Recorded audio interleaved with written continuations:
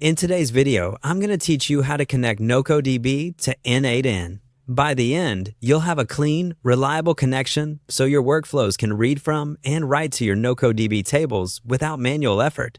We'll keep things simple and focus on clarity while making sure you understand what each step does and why it matters. Start in your N8N dashboard and create a new workflow. Give it a clear, descriptive name so you can find it later. For quick testing during setup, it helps to add a manual trigger node so you can run the workflow on demand. Saving your workflow early is a good habit. It prevents losing changes if you switch tabs or refresh the page. Next, add the NocoDB node to the canvas. Click the plus button, search for NocoDB, and select it. You'll see options like listing rows, retrieving a single row, creating a row, or updating one. Choose the operation that matches what you plan to do. Don't worry if some dropdowns look empty yet. They'll populate once your credentials are in place. Now let's set up the credentials. In the NocoDB node, open the Credentials field and choose to add a new credential.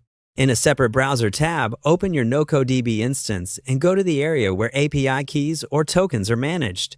If you already have a key, copy it. If not, generate one and keep it scoped to the projects and tables you intend to automate. Make sure the key has the right permissions for the actions you plan to perform, such as read or write access. Back in N8N, paste the API key into the appropriate field. Enter the base URL of your NocoDB instance as well, whether that's your cloud workspace or a self-hosted domain. Double-check the URL format and remove any trailing slashes to avoid connection errors. Give the credential a recognizable name so teammates can reuse it safely.